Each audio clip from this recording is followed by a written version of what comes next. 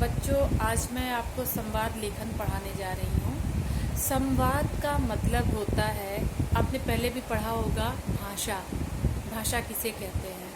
यानी कि दो लोगों के बीच में होने वाली बातचीत। आप मेरे बातों को समझिए और मैं आपके बातों को ग्रहण करूँ, समझूँ, वही भाषा है। तो भाषा का ही पर्याय है संवाद। यानी मैं जो संवाद, जो दो लोगों के बीच में होने वाली वार्तालाप ही संवाद है। ठीक है।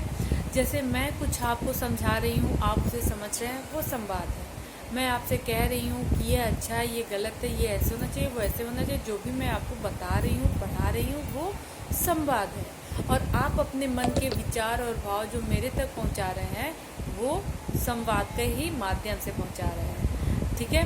यानी ध्वनियों के माध्यम से, संवाद के माध्यम से पहुँचाते हैं। जब यही संवाद लिख कर प्रयोग किए जाने लगता है तो इसे संवाद लेखन कहते हैं। ठीक है। तब इसे संवाद लेखन कहते हैं। मैं आपको यहाँ पर दिखा सकती हूँ।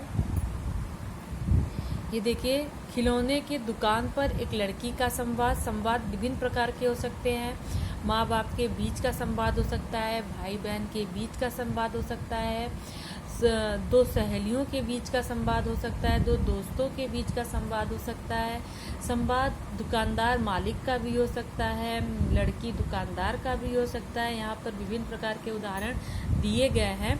एक उदाहरण मैं आपको यहाँ दिखा रही हूँ। ये देखिए, खिलौने की दुकान पर एक लड़की का दुकानदार से संवाद। ठीक है।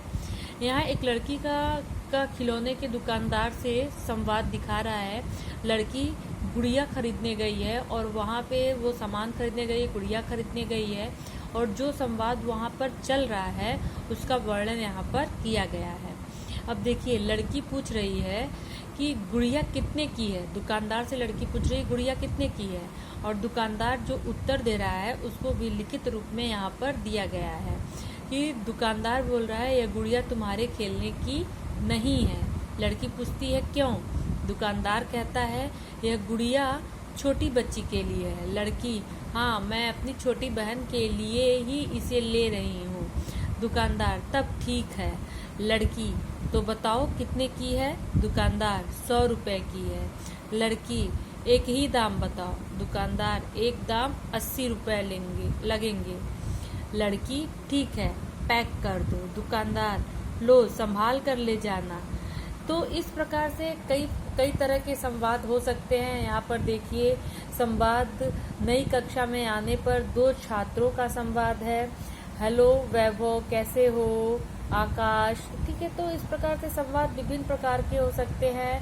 विभिन्न लोगों के वार्तालाप को संवाद कहते हैं। और संवाद में यहाँ का पे संवाद का आप अर्थ भी देख सकते हैं, दिया या दो से अधिक व्यक्तियों के बीच हुए वार्तालाप को संवाद कहते हैं। जब हम इसी बातचीत को लिख कर प्रस्तुत करते हैं तो उसे संवाद लेखन कहते हैं। संवाद लेखन के विभिन्न तरीके, विभिन्न उदाहरण मैं आपको यहाँ पर एक और उदाहरण दे रही हूँ। यहाँ देखिए, नई कक्षा में आने पर दो छात्रों का संवाद देखिए। यहाँ पर आकाश, हेलो वैभव, कैसे हो? वैभव, ठीक हूँ, तुम बताओ गर्मी की छुट्टियाँ कैसे बीती? आकाश, छुट्टियों में मैंने अपने मामा के यहाँ लखनऊ घूमने गया था। वैभव, कब लौटे? आकाश, 2 दिन पहले ही तो आया हूँ। वैभव, चलो अब स्कूल खुल गए, पर मुझे तो डर लग रहा है। आकाश, मुझे डर के साथ खुशी भी हो रही है। वैभव, कैसी खुशी? आकाश, नई कक्षा में नए दोस्त मिलेंगे और नई मैडम हमें पढ़ाएंगी।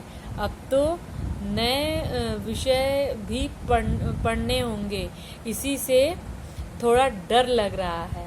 तो इस तरह से संवाद विभिन्न प्रकार के होते हैं। विभिन्न लोगों के साथ की संवाद अलग अलग होते हैं। तो संवाद में आपको किसी भी प्रकार का संवाद पूछा जा सकता है, तो आपसे किसी भी प्रकार का संवाद पूछा जा सकता है। किसी प्रकार के संवाद आ सकते हैं। टीचर, मैच के विषय में वार्तालाप दो दोस्तों के बीच में आ सकता है। किसी भी विषय पर, किसी भी टॉपिक पर आपसे संवाद के बारे में पूछा जा सकता है। तो बच्चों, संवाद में कुछ विशेष नहीं होता है।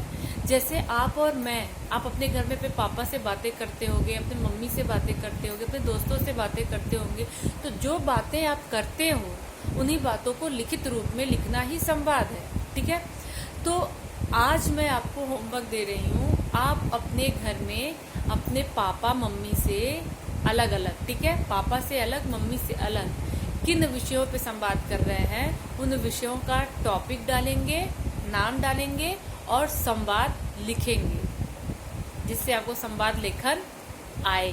ठीक है।